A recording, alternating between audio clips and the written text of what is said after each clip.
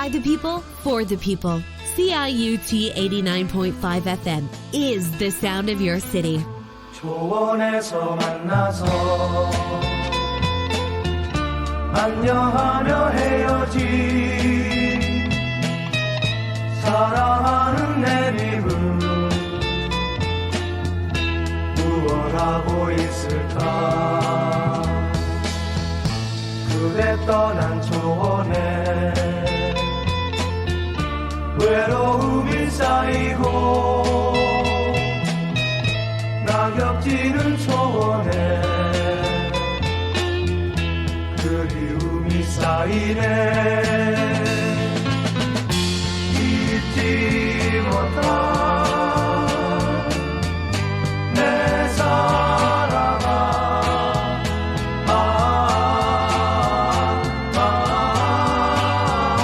사랑하는 내님아 아름다운 내 추억 사라져간 내 사랑 초원의 빛이 되어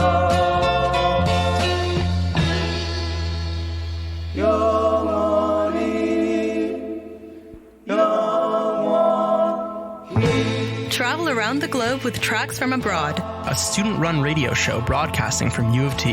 Tracks from Abroad. Tracks à l'étranger. Tracks from Abroad. Tracks from Abroad. Hello and welcome to Tracks from Abroad on CIUT 89.5 FM. This is a show where every week we go around the globe, listening to different music from different cultures, interviewing students from those cultures, and getting a little bit of insight into them. My name is Alex Troxel, and I'm here sitting for the first time in the studio with Seth Martosh. Seth, how are you doing today? I'm doing great. It's awesome to be here in the studio for the first time. I'm super excited to get into today's episode and interview the rest of the people we have for the upcoming year.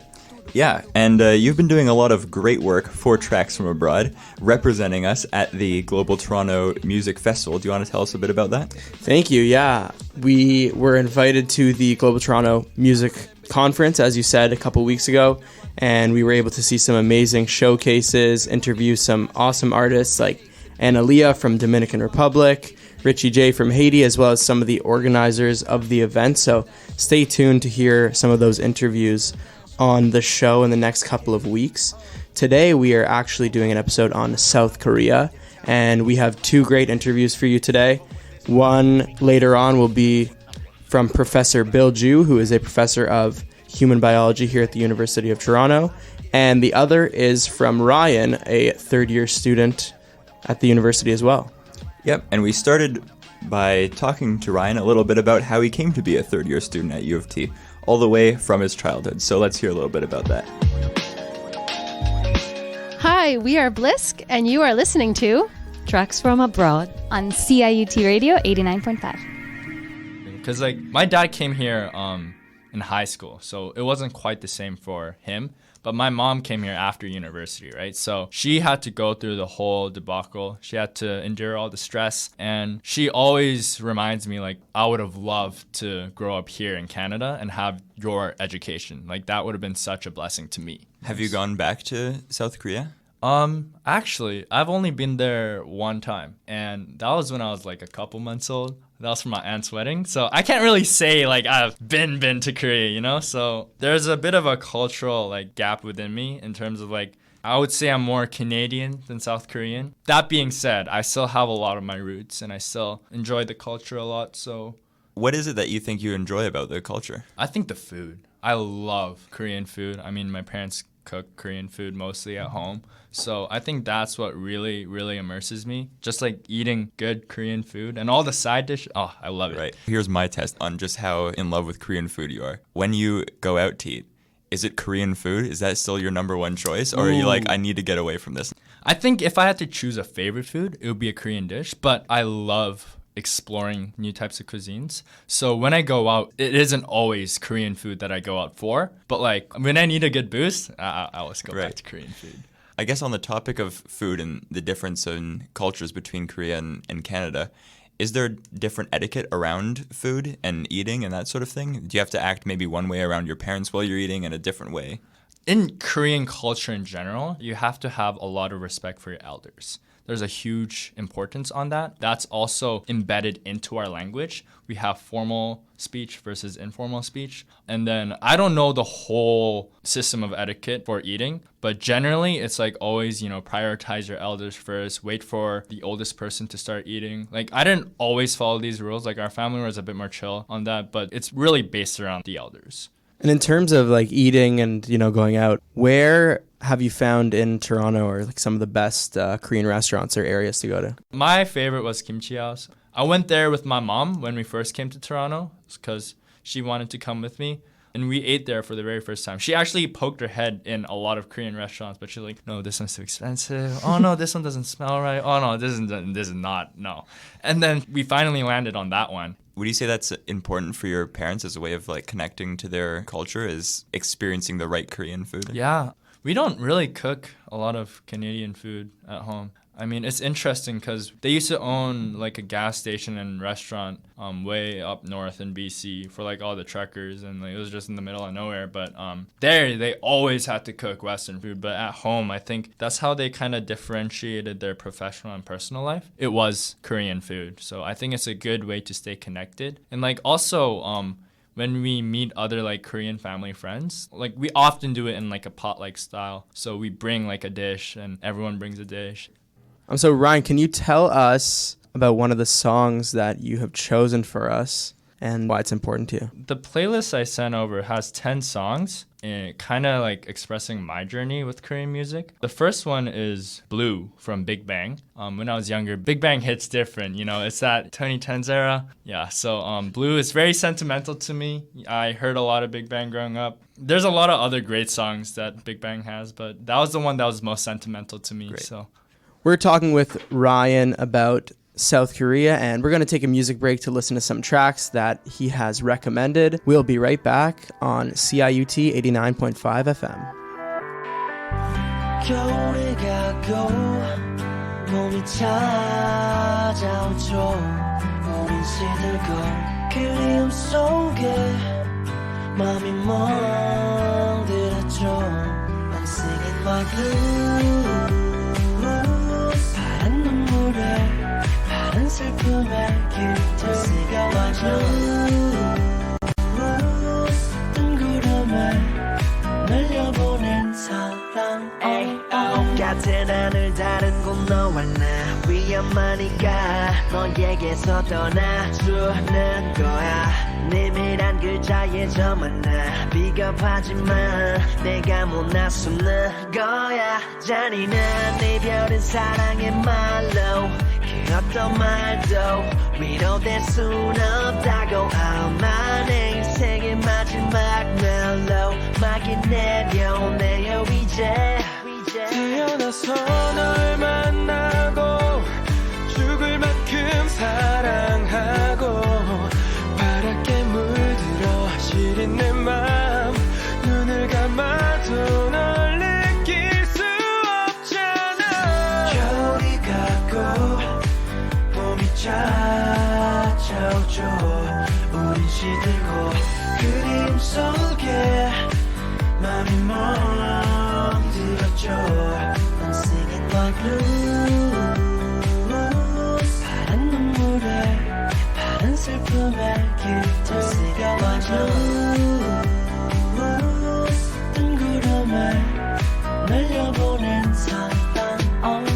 심장이 멎은 것만 같아. 전쟁이 끝났고 그곳에 얼어붙은 너와 나. 내 머릿속 새겨진 트라우마. 이 눈물 마르면 촉촉히 기억하리 내 사랑.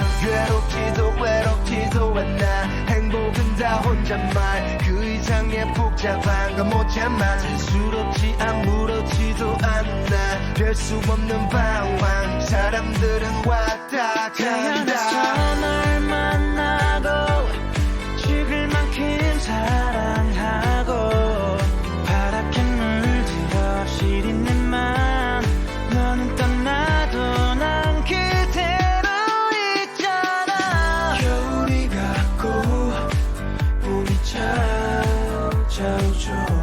우린 시들고 그리움 속에 멍들었죠. 오늘도 파란 저 달빛 아래에 나 홀로 잠이 들겠죠.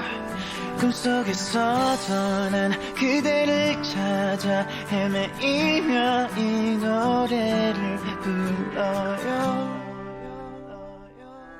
I'm singing my blues. 파란 눈물에 파란 슬픔에 길들 Singing my blues. 뜬 구름에 날려보낸 사랑 Singing my blues. 파란 눈물에 파란 슬픔에 길들 Singing my blues. 뜬 구름에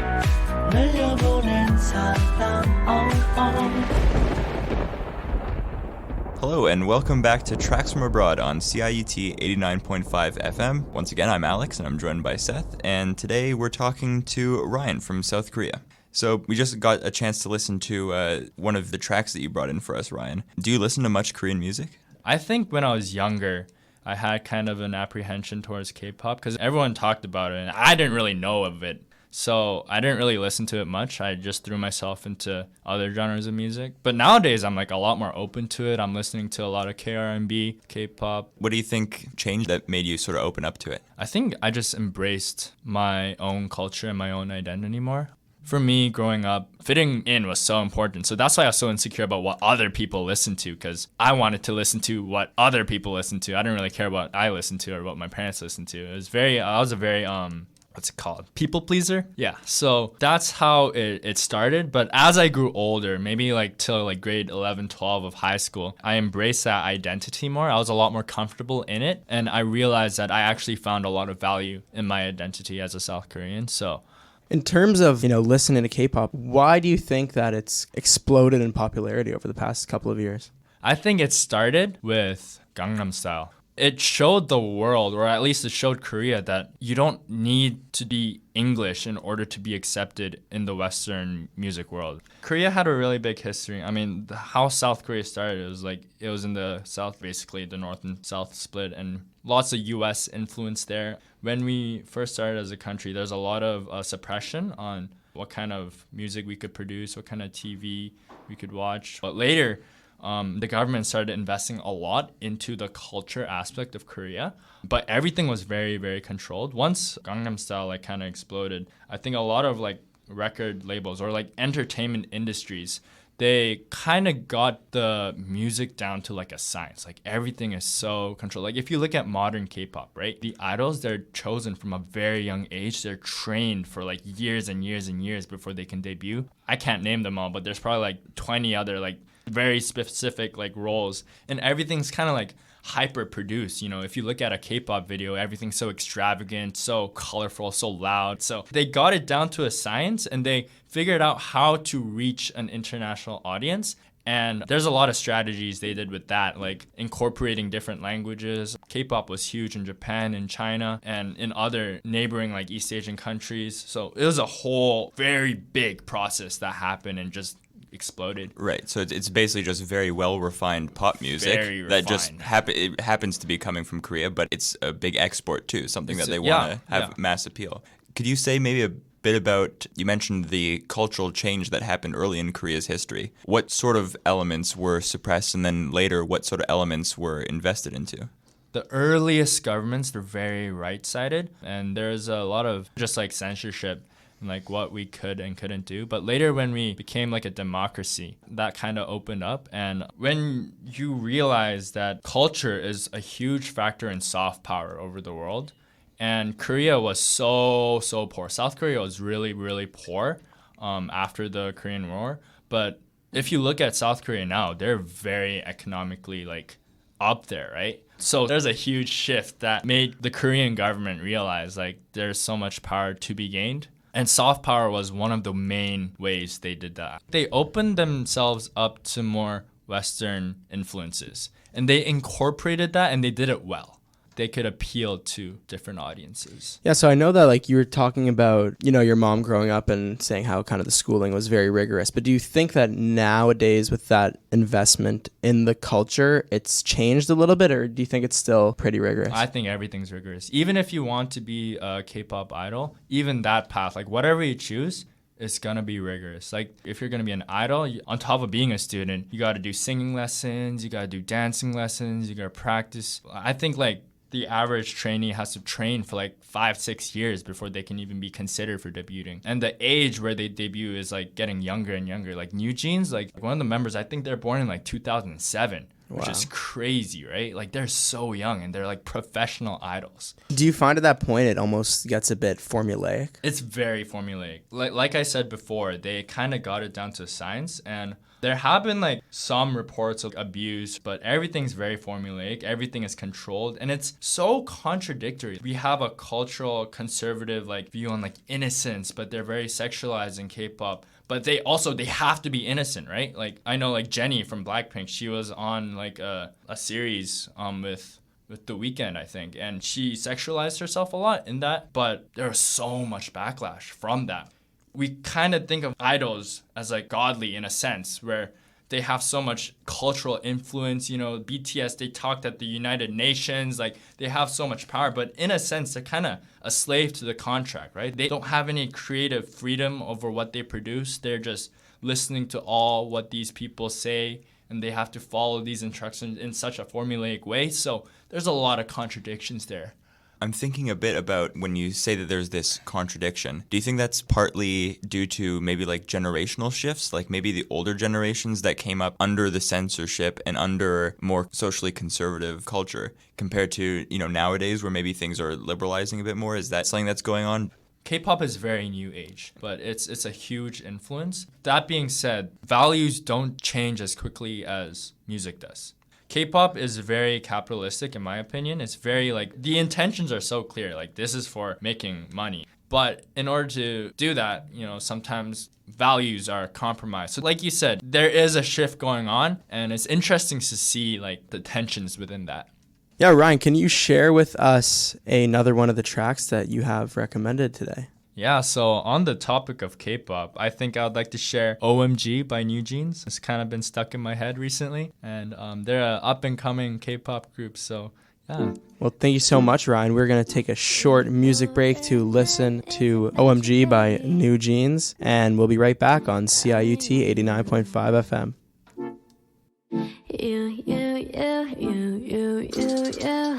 내가 힘들 때 울 것 같을 때 기운도 이제 나지 않을 때 It's you 날 걱정하니 It's you 날 웃게 하니 말은 해도 돼 But what do you say 멀리든 언제든지 달려와 바쁜 척도 없이 난 나타나 이게 말이 되니 난 물어봐 너는 말야 He's the one that's giving you the best to me, baby Oh my God, yes and that I was really hoping that he will come through Oh my God, 전 너뿐이야 Asking all the time about what I should do No, I can never let him go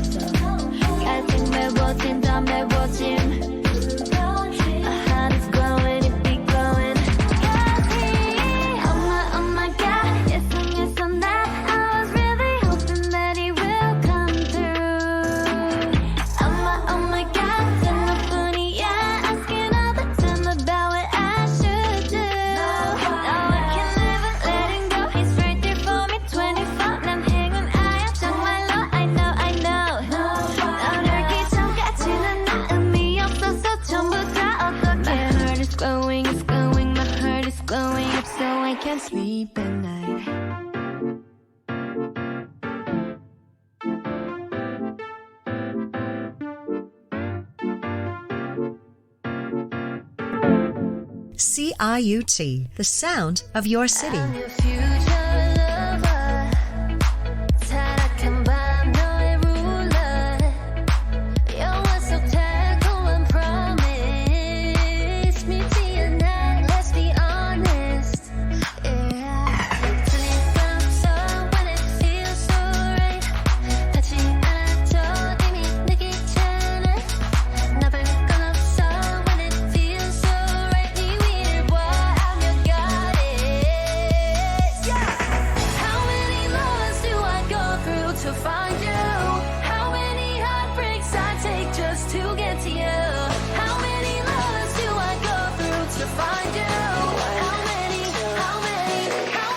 Fast forward.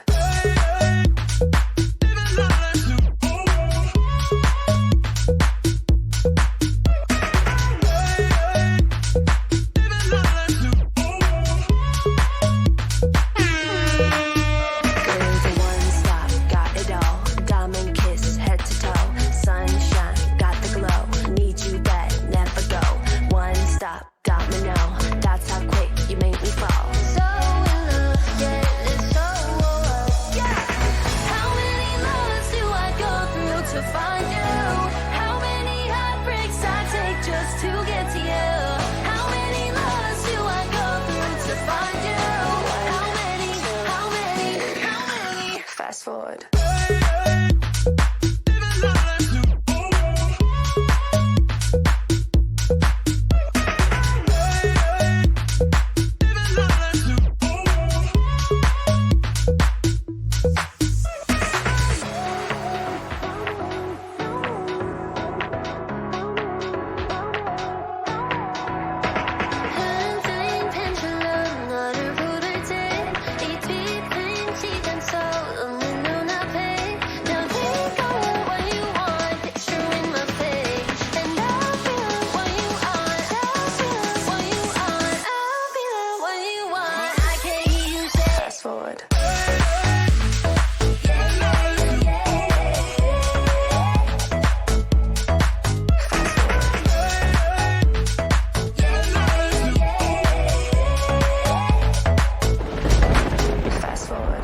Welcome back to Tracks from Abroad on CIUT 89.5 FM. I'm Seth, and I'm here with my co-host Alex. Today we're chatting with Ryan about South Korea, and you just heard one of his favorite songs during our music break.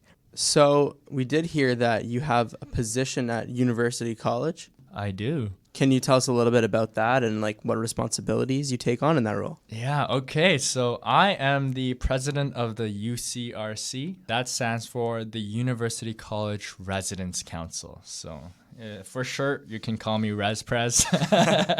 But yeah, so basically, University College, we have 3 residences. We have Sir Dan's, Whitney, and Morrison Hall. And we're the student council that represents everybody who lives on residence.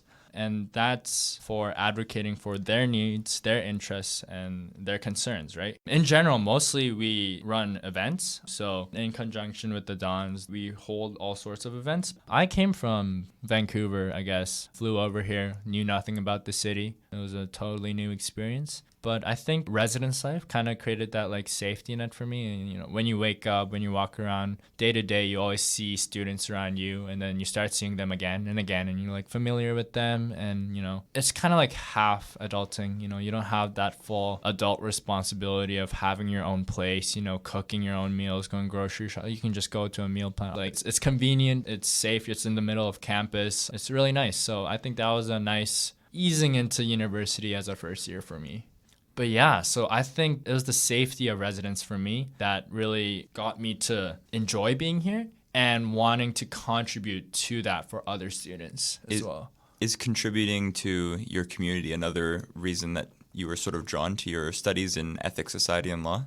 Ethics, society, and law, like I said before, it was just, I didn't really know what I wanted to do. But in terms of what you said about community, I don't think my program really relates to that. I think it's just a sense of what I did in high school as well. I was always a part of different clubs and different like student governments in high school. So I think that just kind of translated when I'm here.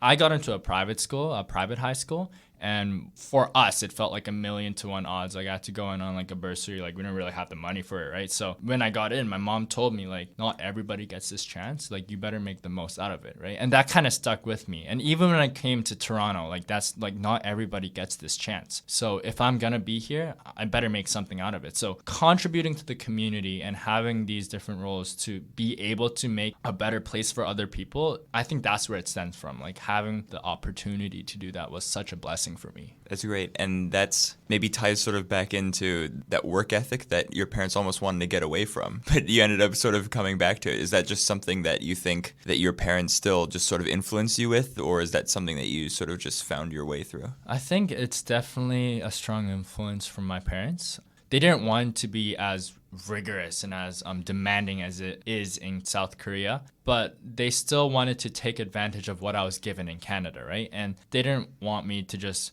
flaunt that opportunity away. It took a lot for both of their families to come here and restart and build a new life. So I was kind of the result of that, right? And in a sense, I bore the responsibility of showing that they made the right decision to come here. So hard work was definitely a big thing that my parents prioritized for me. It was always just do the best you can in it. That's really admirable. I mean, I know you got some more time here at university, but where do you think that could take you outside of school? I'm not sure. The thing about me is, like I mentioned before, it's so hard for me to commit to one discipline. Like I'm interested in music. I make music every once in a while for fun. It's not great music, but it's something I enjoy doing. It's a good release. I'm interested in basketball. I love to play basketball. I played basketball for a lot of high school, a lot of elementary. I like to write poetry. But for me, that hard work, it's still in its exploring phase. It hasn't landed on anything. I'm kind of like a dandelion seed, just like floating in the air. Right now, there's a lot of things I like and I kind of like touch, but nothing I kind of grab onto and hold that says like, oh, this is my future, this is everything, Yeah.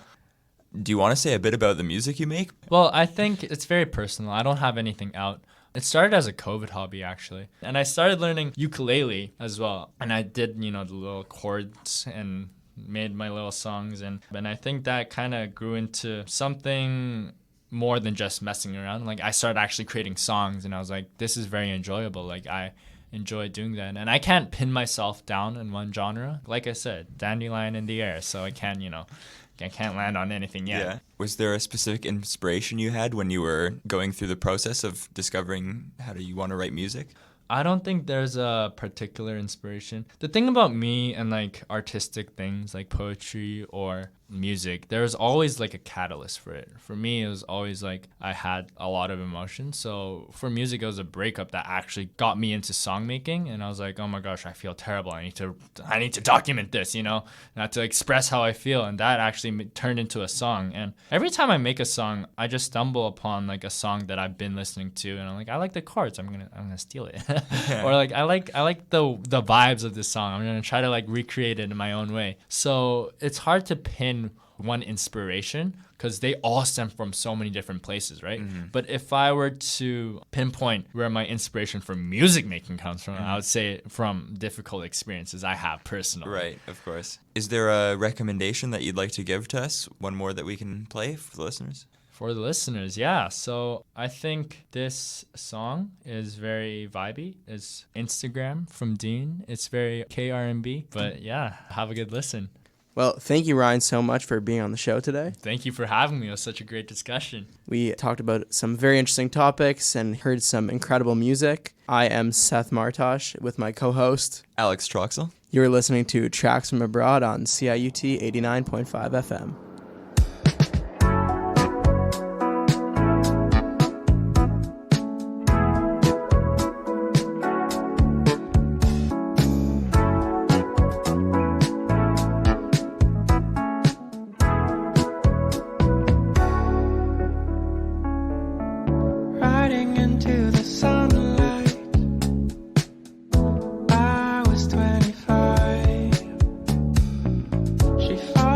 To the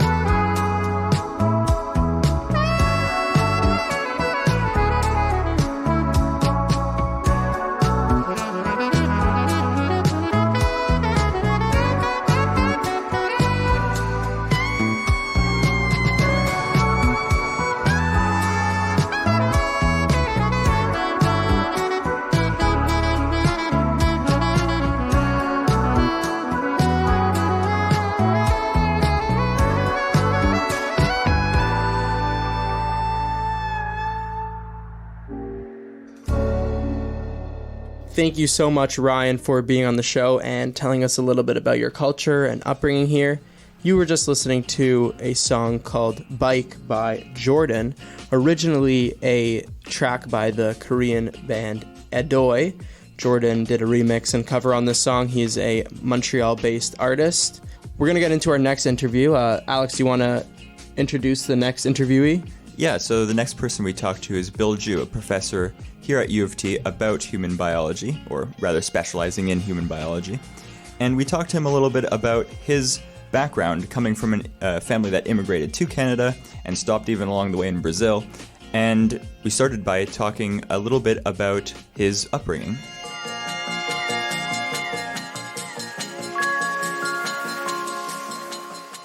Yeah, so I'm actually from Scarborough, but sort of my cultural background, my parents actually are both North Korean. They immigrated south to South Korea during the Korean War. They spent a few years there, and then they both, apparently separately, took a trip on a large cruise boat all the way to Brazil. They decided to live in Brazil, where I was born, until I was fairly small. And then we moved up here to Canada, and we've been living in Scarborough ever since. When you were growing up, what did you understand about what your parents had to do to set you up living here? You know, I think that's a really tough question because I didn't really experience it in the true sense of being like an immigrant. It was just sort of everyday life. I do respect it an awful lot now in retrospect, having thought about that and sort of my own lived experience now with my own daughter who's, you know, also Korean, but she doesn't really experience the Korean background as much. So I'd say that at the time, I really didn't appreciate it. It was kind of weird being the only Asian kid in class. It was also very weird having a totally different type of dinner than my friends would be having at home. So very different experience, but I do appreciate it now.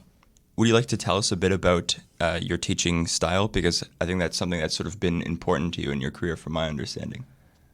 That's, again, another really tough question. I'm not sure how I describe how I teach. I like to engage my students as much as possible, but I'm sure that's common to all professors.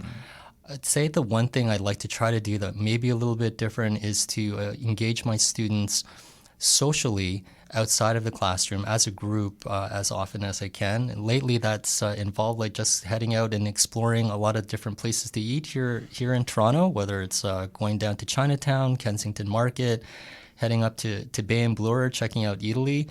Can't quite afford going up to Yorkville yet, maybe one day, but just in general, just maybe socially interacting with my students a little bit more. Maybe you could say a bit about how international students might face different challenges than domestic students. Again, I think that's a really tough question. Sorry to keep saying that. These are great questions. They're ones that I think people have been thinking about for a while. But you know, you're coming to, in many cases, a different culture, different climate. You're having to make new friends, leaving family behind. There may be a very different pace, different expectations for international students, where culturally, the types of things related to like coming up with your own ideas, being able to cite things in a unique way that might be foreign to them, we take for granted. And I don't necessarily feel like we do a good job of understanding where different people are coming from. So I think that the challenges, there are a lot of them. I will say the one thing that's been sort of a drawback for me, sort of being second generation, so I look Korean. I grew up with Korean parents. I was in Brazil, and when I let students know that I have Korean background and Korean culture, as well as growing up in Brazil, people either expect that I will know and understand Portuguese, one, and or come up and start speaking Korean to me, which is great, but I don't really speak a lot of Korean. I'm learning. I really appreciate the culture, but I guess that's the one drawback. But then people, again, here have been very accepting, totally understand that, you know, I'm actually just learning a lot about my culture now. What are things that you appreciate or are coming to appreciate about Korean culture? You know, I think the take on Korean culture now is really about the different food experiences, a lot about the Korean dramas. There's a lot about Korean history through those dramas. I'd have to say that I digest it the same way. Like, I like all of the different types of food. Here in Toronto, great opportunities to experience food. Sounds a lot more like a food conversation than anything else. But also like just finding out a lot about culture and the changing culture in Korea through different media like the dramas that are on Netflix that are really popular. Right. Can you talk a little bit about the military service in Korea from your perspective? Like, what does that do to like the younger generation, and what's the perspective on it as somebody living here? So, again, it's a very foreign concept because I've had a lot of my own friends join the Canadian military, and I think it's a choice that people make here versus what happens in Korea. Would say that the students that I have had who have finished their university degrees and have to go back to Korea or have to go back during their university time here just because of their age, it is something that I think we don't really understand as much, or we should take the time to understand. It's foreign. It's really a different concept, but they are incredibly proud to serve their country. So I am very happy to see that, just like members of the military here that choose to serve are also really proud to serve. We're going to take a short music break, and we'll be back after the break talking with Professor Bill Ju. You're listening to Tracks from Abroad on CIUT 89.5 FM.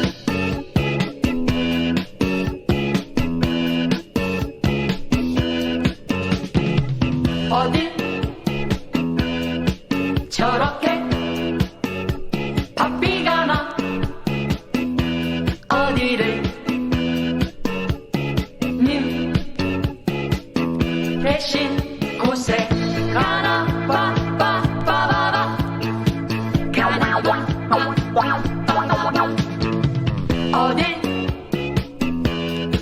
가려고 서두르나 어디를 님 계신 곳에 가나 빠빠빠바바 나의 님도 나를 찾아 바삐바삐 와 외로운 나의 곁으로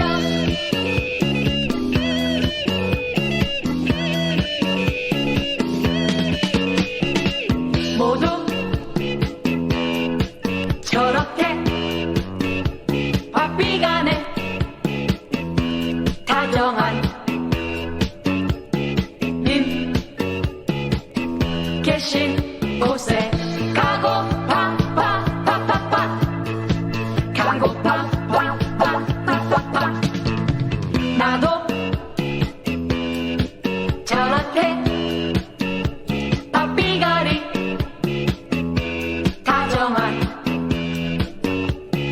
님 계신 곳에 가고파 파파파파 가고파 파파파파 나의 님도 나를 찾아 바삐바삐 와 외로운 나의 곁으로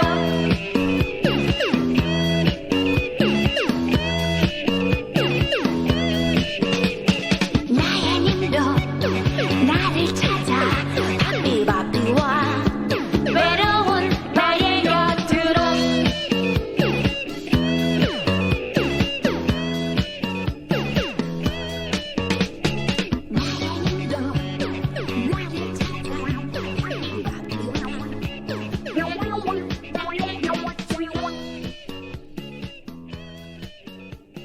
Welcome back to Tracks from Abroad on CIUT 89.5 FM. I'm Seth, and joining me is my co-host, Alex Troxel. We're chatting today with Professor Bill Ju about South Korea, and you just heard a very nice Korean song during a music break. Professor, I wanted to ask you a bit also about your time in Brazil, if you remember it at all. Actually, I remember almost nothing about my time there. However, most of my family on my father's side still lives there, so we do communicate with them an awful lot. But it is, again, one of those things where they love speaking Portuguese, speak very little English, and so we kind of have to fall back on Korean as the common denominator language. And again, shortcomings, not so fluent in Korean myself. But you said you were learning. Are you, like, actively learning now? I would say my wife is Korean. So she was born, raised in Korea. We met in Korea, so I think she's trying her best to be as patient a teacher as possible, not the best student, which is what we're both realizing. And so I am still very much in the learning process. That's really impressive to be learning a language. What has been some of the challenges in doing that? I think just really the vocabulary, keeping up with new vocabulary and retaining it. I would say that as a neuroscientist, I try my best to keep up with brain plasticity and neuroplasticity, but just being able to keep like different new words that I've learned, phrases that I've learned, is a bit of a challenge. Could you explain the term brain plasticity for someone who may not? Yeah, we've immediately become peons in this conversation. I would say your brain is capable of adapting to new situations, new ideas, new thoughts, and new learning. And as you get older, that plasticity does diminish with time. It's important to keep the brain as malleable or able to learn and to be filled up as much as possible. And that would be my simple definition of brain plasticity. What would be some tips for students or people in general that are trying to keep their brain functioning at the highest quality? So I'm going to be, again, going out a bit on the edge here and say, one, you should get out and probably exercise at least 3 times a week, probably for about 20 minutes if you can. And by exercising, I mean at least getting slightly out of breath. Try to stay socially engaged as much as possible. If you can, whether it is something that you're learning in a class or something that you are doing for fun, you should also spend some time reading, because it does really engage your brain in very different ways than, say, watching something on Netflix. What about something like paddle sports? I've heard that's good for the brain. Is that a myth, or can you talk to that at all? Well, I personally love tennis. I used to play tennis quite a lot, so I would hope that tennis is something that people are going to take up and do. It's a great form of exercise, great for hand-eye coordination, and great for your overall aerobic capacity. And I heard pickleball is really popular now. So going back to your career, you mentioned that you really loved research earlier in your career, and then you ended up becoming a teacher and ended up switching almost your research focus to teaching. What was sort of the gradual shift there? Was it gradual, or was it something that you just decided one day and decided to switch? I have to say it's a little bit of both. So I had a great supervisor who's still here at the University of Toronto. This was Professor Bev Orser. And when it was time for my postdoc to be ending with her, so she's a clinician scientist, so she works in anesthesia, she and I had a chat, because it was time to either make the firm commitment to stay in research, start my own lab, build up the whole thing that she had done, get trainees, write grants and everything else. I had seen the level of stress that a lot of faculty members who are in research having to apply for grants, sometimes not getting grants, and then worrying about how am I going to continue on? How will I continue with these students that I've made this commitment to? And I realized that wasn't the type of stress that I wanted at that particular time. Concurrent with that, I would say I really found myself enjoying teaching more. And so when I had the opportunity to guest lecture, that was the part of my job that I actually enjoyed the most. There weren't really teaching positions available at the time, so it was really just a leap of faith where I said, I'm not going to stay in research. I'm going to be jobless for about 2 or 3 months. I'm going to try my best to get out and find a teaching job, and luckily things just happened and worked out. Keeping sort of in line with our discussion of international students, would that be something that would be more pressing to them? Because I'm not sure if you don't have a support network here, those sort of risks might be different. Again, I think that's actually really relevant. Students don't really have those support networks. Those international students that have decided to come here, to join us here, spend 4 years of their lives here. And I'd like to hope that they are making those support networks as much as possible. I happen to be really lucky in the sense that my family, my mom and dad, They're both here in Toronto, and I did know that I could fall back on them if I had to. Mm-hmm. What do you think about in the next 5-10 years down the road? How does the teaching landscape, or at least from a student perspective, how does that change with, things being online and new technologies coming in? Where do you think that's going? It's a great question. I know a lot of people across the university are giving that some serious thought. So I think the first thing is we need to understand how artificial intelligence is going to both enhance student learning and what that means for teaching as well. We know that it is going to be very impactful. How that's going to happen, though, not really sure. My guess is it's going to be very helpful for students to have AI, not in terms of writing their assignments or doing other things for them, but being able to enhance their learning, sort of sitting alongside them as sort of almost like their own personal TA, or being able to take down different types of information that perhaps they wouldn't normally have had access to. In terms of like what I hope would happen is that down the road, 5 years, maybe a little bit longer, we should be looking at more flexibility for students through like online or different forms of learning. Well, Bill, I think I want to thank you so much for taking some time to talk to us about your own career and your own perspectives. Thank you so much. 감사합니다. 미안해 하지마 내가 초라해지잖아 빨간 예쁜 입술로 어서 나를 죽이고 가 나는 괜찮아 마지막으로 나를 바라봐줘 아무렇지 않은 듯 웃어줘 네가 보고 싶을 때 기억할 수 있게 나의 머릿속에 네 얼굴 그릴 수 있게 널 보낼 수 없는 나의 욕심이 집착이 되어 널 가뒀고 혹시 넌 나 때문에 힘들었니 아무 대답 없는 너 바보처럼 왜 너를 지우지 못해 넌 떠나버렸는데 너의 눈, 코, 입 날 만지던 네 손길 작은 손톱까지 다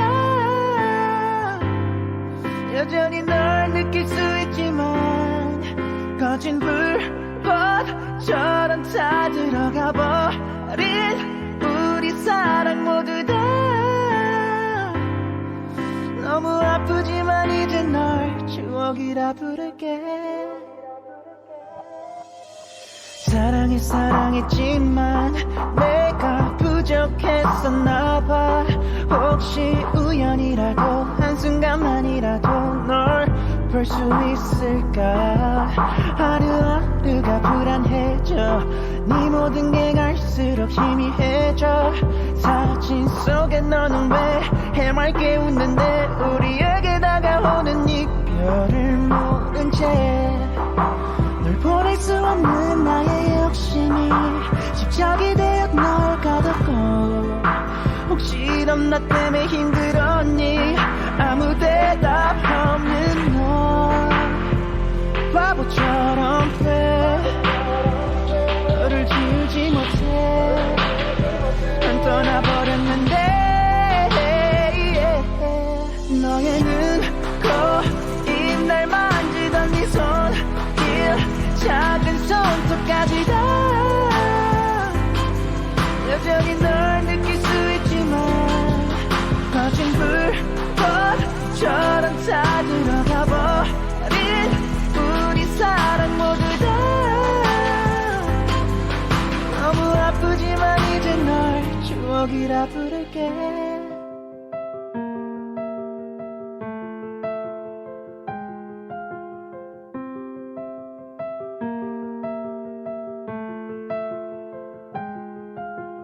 나를 바라보던 너의 까만 눈 향기로운 숨을 담은 너의 콜 사랑해 내게 속삭이던 그 입술을 나 너의 눈, 코, 입 날 만지던 네 손길 작은 손톱까지 다 모두 다 여전히 널 느낄 수 있지만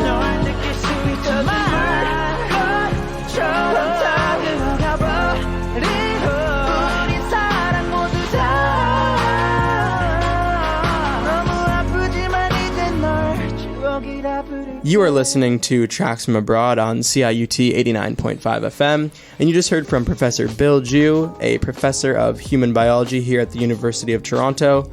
I just want to say, if anybody is looking for an interesting Instagram to follow, I had the pleasure of following Bill's Instagram after our interview, and I have not been disappointed. He posts about, restaurants, the things he sees on campus, very active, and I especially like that his profile picture is Dean Pelton from Community, one of my favorite shows of all time. That's a very important reason. It's not simply that we also featured on his Instagram. It's also his excellent taste in television. Of course. Yes, and next week on Tracks from Abroad, we're going to be having an episode on Scotland, so you're going to want to tune in for that. But that, for the most part, is it for us today, and we're going to leave you on one song by Roller Coaster, an indie rock band from South Korea. Thanks again for listening to Tracks from Abroad on CIUT 89.5 FM.